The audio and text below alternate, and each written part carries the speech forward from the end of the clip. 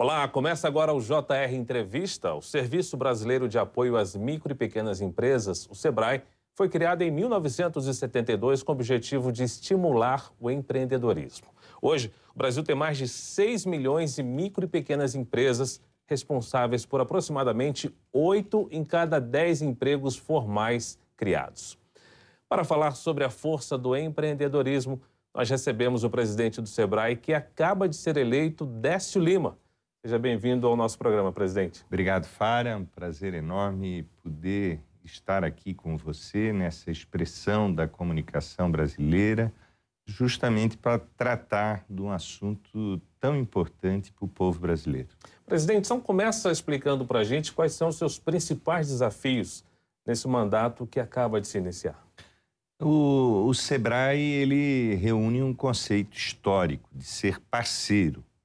Ele é um instrumento fantástico para poder desenvolver a cultura do empreendedorismo, para ele garantir que haja um processo de ambiente de negócio para os pequenos e também para poder dar condições de gestão para aqueles que são os pequenos empreendedores do nosso país e que estão na voracidade natural do mercado econômico. Portanto, o SEBRAE é uma grande porta para induzir o desenvolvimento econômico do nosso país.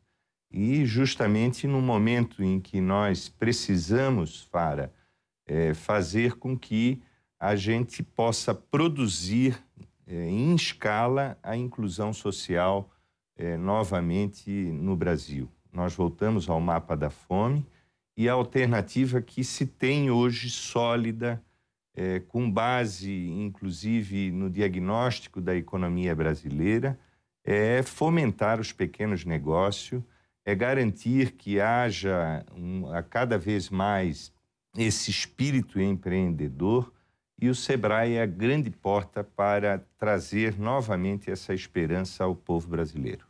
Presidente, existe um dado curioso e preocupante ao mesmo tempo. Segundo uma pesquisa do SEBRAE, os microempreendedores individuais, que a gente chama aí de MEIs, têm a maior taxa de mortalidade entre os pequenos negócios. 29% fecham após 5 anos de atividade. O que pode ser feito para reverter essa tendência? É fazer com que nós possamos chegar nesse micro e pequeno empreendedor e garantir a ele duas questões que são fundamentais quando ele abre o seu negócio.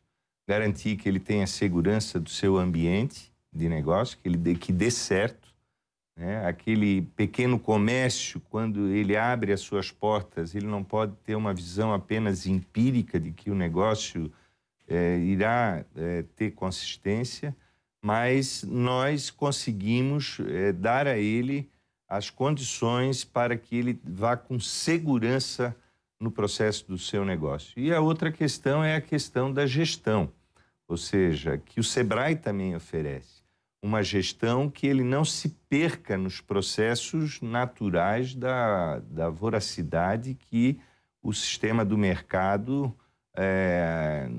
às vezes coloca como empecilho a continuidade do seu próprio negócio. Então, por isso, o papel que nós vamos realizar na próxima conjuntura é fundamental, né, para, inclusive, baixar esses níveis da precarização de negócios que surgem e com longevidade pequena. Agora, também é importante dizer que o lado bom disso tudo é que nós somos 85%, Fara, dos empregos no Brasil. Hoje representamos 30% do PIB brasileiro e somos 99% dos CNPJs existentes no Brasil, que são pequenos e microempresários e são o que conhecemos nesse novo marco regulatório, os MEIs sociais, com a nova legislação que surgiu em 2006, quando se criou este marco importante para o Brasil. Agora, esse grupo tem uma força muito grande. Os pequenos negócios são responsáveis hoje por cerca de 30% do produto interno brasileiro, produto interno bruto, PIB, o que corresponde aí a 90% de todos os negócios e atividades. E é possível também levar a participação deles a 40% do PIB? Seria possível dar esse incremento aos pequenos empresários? Eu acho que é possível, não só é possível, como é o caminho que o Brasil precisa fazer no sentido de ter uma melhor distribuição da riqueza, fazer com que nós venhamos a reduzir a desigualdade social, tirar milhões de brasileiros hoje, infelizmente, do mapa da fome, do abismo da exclusão. E eu acredito que são os micros e pequenos empreendedores que reúnem, no contexto brasileiro, um sonho de 60% da população que poderão alavancar de forma expressiva o crescimento econômico também do país nessa proporção que você coloca, ou talvez até mais. Eu acho que é um contexto que nós temos que analisar com todo carinho, por isso o governo do presidente Lula tem uma preocupação com o fomento das atividades do SEBRAE para que nós possamos justamente estar presente na vida econômica de milhões de brasileiros em todos os espaços plurais da economia brasileira. Presidente, ainda segundo o SEBRAE, as micro e pequenas empresas criaram 85% das vagas de trabalho geradas em fevereiro. O segmento foi responsável por 206 mil contratações. É um número que pode avançar? Com certeza. Eu acho que esse número é que justamente mostra a importância do que representamos no contexto do povo brasileiro.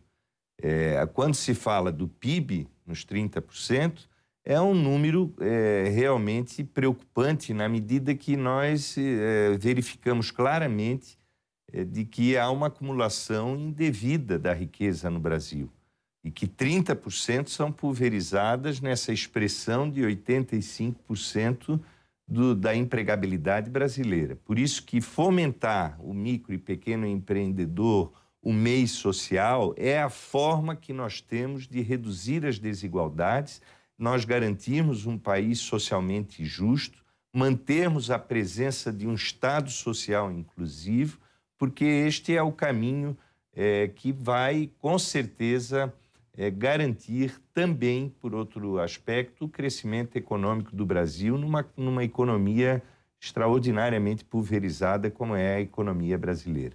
A gente lembra que em 2021 houve um aumento da remuneração média nas micro e pequenas empresas de 3,3%, se comparado ao ano anterior. O que isso representa, presidente Décio, em comparação com outras empresas?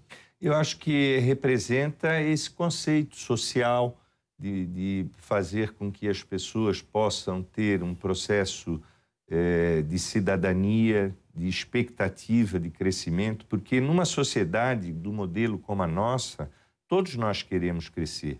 E esse crescimento é produto do sistema que vivemos. É um sistema que ele cria perspectiva, cria caminhos, cria oportunidades e cabe justamente a esse ativismo histórico do SEBRAE garantir que seja um caminho sólido para as famílias brasileiras, para os empreendedores, para as mulheres que hoje alcançam de forma extraordinária esse sentimento do empreendedorismo, abrindo espaços no mercado e na economia, num conjunto plural de serviços, de empreendedorismo em outras atividades, na agricultura, no próprio processo industrial do nosso país. Portanto, esse é o papel que nós vamos construir no próximo período, em parceria com os setores da economia, mas principalmente em profunda sinergia com as orientações do governo federal, do governo do presidente Lula.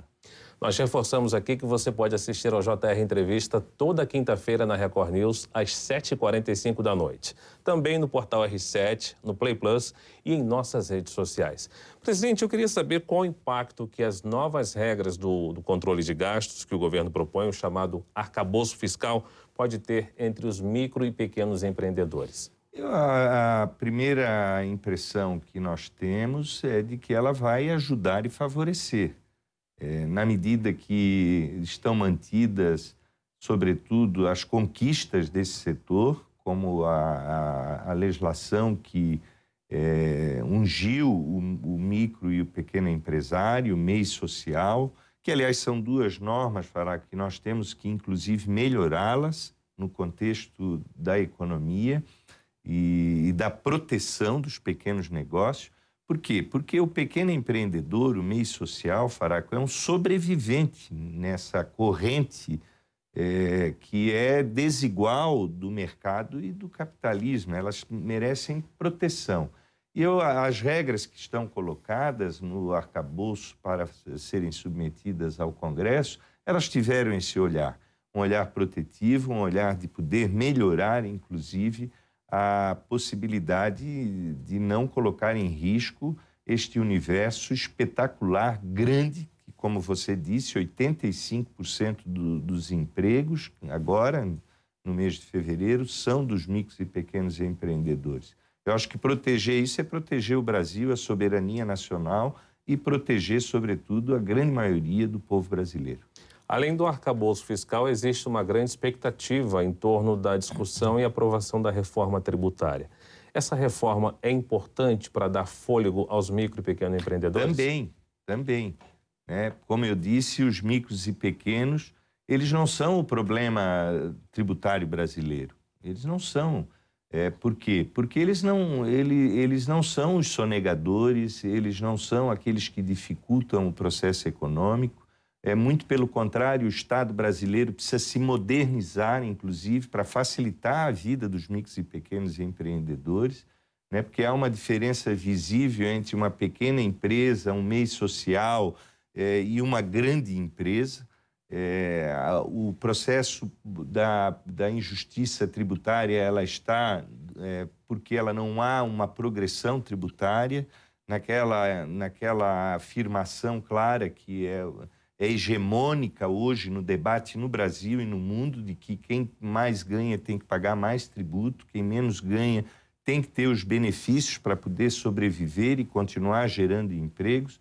Então, a reforma tributária, ela vem trazendo essas garantias de que não vai afetar absolutamente o processo da vida dos meios sociais e das micros e pequenas empresas. Inclusive, nós temos aí em torno de 19 milhões de pequenos empreendedores e pessoas que estão num processo de empreender sem estarem dentro da regularização da própria legislação. Ou seja, nós precisamos trazer essa economia também para dentro da legalidade e, por isso, acredito que a reforma que começa a ser debatida, ela também tem essa preocupação, essa sensibilidade com esse mundo que precisa cada vez mais se legalizar e se incluir.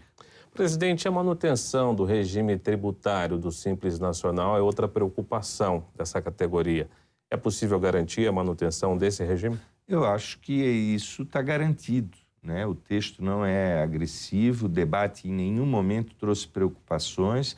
É evidente que nós vamos ter que acompanhar tudo isso com lupa, porque há, evidentemente, no Congresso Nacional, nesse sistema bicameral de Câmara e de Senado, os trabalhos que vão ser objeto do procedimento natural legislativo. Nós vamos acompanhar com lupa na defesa tanto da lei que instituiu o micro e pequeno empreendedor, como a lei que garante o meio social. Essa é a nossa tarefa, mas acredito que a sociedade também está atenta para que não haja prejuízo, muito pelo contrário, que nós possamos ainda mais facilitar a vida dos micros e pequenos empreendedores e dos meios sociais. O BNDES oferece aí uma linha de crédito, prometeu oferecer uma linha de crédito de 21 bilhões de reais. Como é que esse valor vai ser oferecido? É outra preocupação nossa. Nós temos que garantir que o acesso ao crédito ele seja um acesso seguro, para que o micro e pequeno empreendedor não seja o inadimplente de amanhã. E a inadimplência, evidentemente, leva ele a um processo que, na maioria dos casos, não tem retorno.